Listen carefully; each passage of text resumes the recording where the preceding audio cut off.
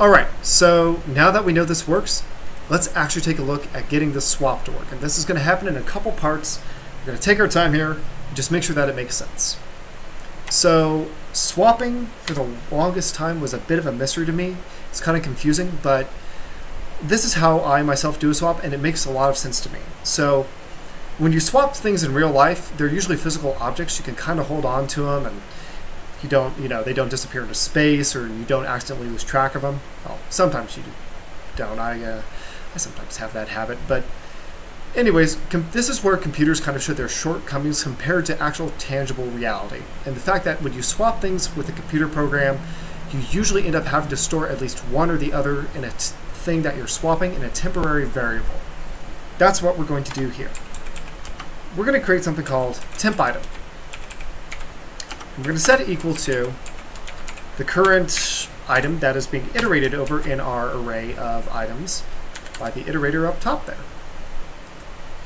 So once we've got that good to go, let's think about how we might conduct this swap. Now, one thing you might think of is, well, let's just swap things. Let's just swap things by value. And I'd say, okay, that's fine.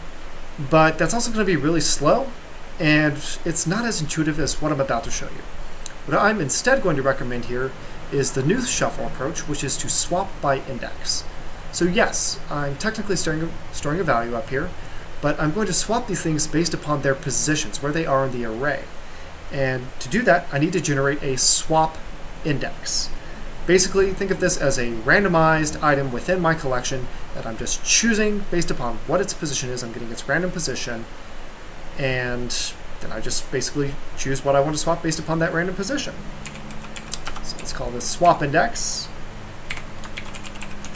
and we're going to set it equal to the following. So to generate a random number in JavaScript, we can use the math library. There's a specific method called random.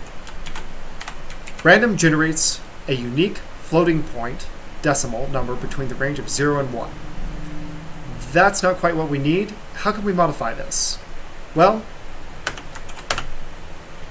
I don't expect that you've probably seen this before, but what we can do is we can multiply this by the number of things that are in our array. And what this does is this effectively changes the random seed we have over here, this is called a seed, to instead of be from 0 to 1, be from 0 to the length of our array minus 1. So in this case, 0 to 51. It will generate a number within that range inclusive, 0 to 51 inclusive. But we still have one more problem. This is going to generate a decimal number. We can't use this swap index thing to perform the swap because arrays don't have decimal indices.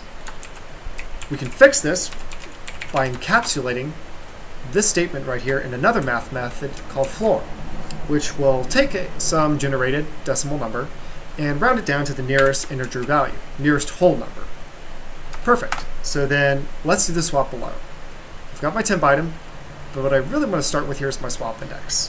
What I want to do is I want to swap the value of what's currently being iterated over here in my collection, my array, with what is currently at the swap index.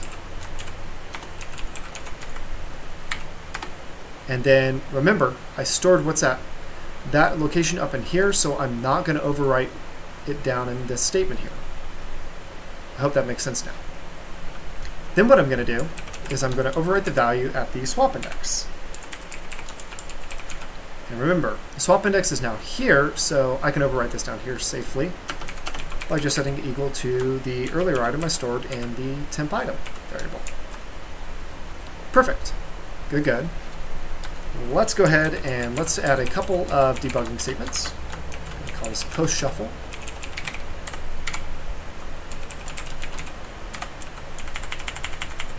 And then let's add pre-shuffle.